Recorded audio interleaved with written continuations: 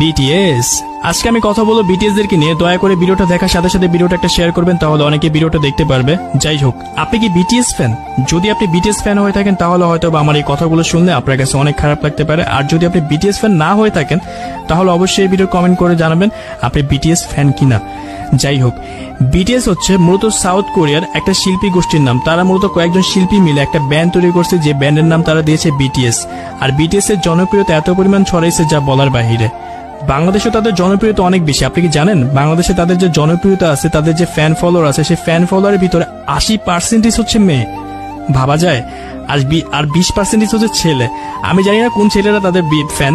যাই হোক, তো যে সকল মেয়ে ফ্যান আছে তাদেরকে দেখার জন্য সেই সকল মেয়েরা অনেক বেশি পাগল। যাই হোক, তাদের জন্য সুখবর, বিটিএস আসতেছে বাংলাদেশে। তাদেরকে 43 কোটি টাকা দিয়ে দেশে কিনে নিয়ে আসা হইতেছে। বর্তমান সময়ে দেশের অবস্থা অনেক বেশি খারাপ। সকল পণ্যের দাম বেড়ে গেছে, মানুষ 3 বেলা ঠিক মতো খাইতে পারতেছে না। সেই সময় তাদের মতো মানুষকে এদেশে কিনে নিয়ে আসা হবে।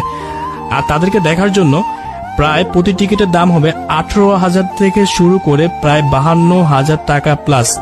আপনি বুঝতে পারতেছেন? আর যে পরিমাণ মেয়েরা তাদের জন্য পাগল, তাদেরকে দেখার জন্য ঘর থেকে চুরি, ছিনতাই, ডাকাতি সবকিছুই করতে পারবে।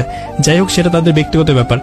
এখন যারা মুসলিম আছে তাদের উদ্দেশ্যে একটা কথা বলতেছি, এটা আমার থেকে না, এটা একটা মাওলানা বলছে। যাই হোক, বিটিএস যারা আছে তাদের সব থেকে বড় দুটো সমস্যা হচ্ছে তারা ইসলাম বিরোধী।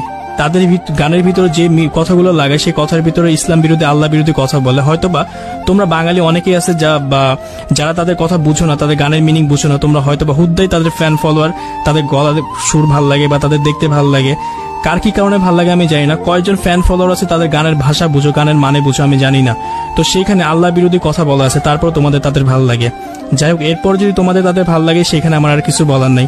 আমি একটা মুসলিম হিসেবে আমার যতটুকু বলার উচিত ছিল আমি ততটুকুই বলছি। তবে সবার উদ্দেশ্যে একটা কথাই বলতেছি, বর্তমান সময়ে দেশের যে অবস্থা, এই সময় তাদেরকে কিনে নেওয়া আসা একদমই উচিত না, যেহেতু তারা ইসলাম বিরোধী গান করে। ইসলামের গান তো একদমই জায়েজ না, তারপর তারা ইসলাম বিরোধী, আল্লাহ বিরোধী গান করে, যেগুলা আমরা মুসলিম হিসেবে কখনোই মানতে পারি না, মানবো না। আর যে সকল ফ্যান ফলোয়ার তাদের রাস্তাও, দয়া করে তাদের থেকে সরে দাঁড়াও। তোমরা তো মুসলিম, তোমরা তো মানুষ। যারা তোমাদের সৃষ্টিকর্তাকে নিয়ে বাজে কথা বলে তোমরা কেন তাদের সাপোর্ট করবে? যদি আমার কথা খারাপ লেগে থাকে তাহলে আমাকে মাফ করবা। আমি মুসলিম হিসেবে যতটুকু বলার আমি বলছি। আর যদি ভিডিওটা ভালো লেগে থাকে তাহলে ভিডিওটা অবশ্যই একটা শেয়ার করবে, তাহলে অনেকে ভিডিওটা দেখতে পারবে। এখনই শেয়ার করো।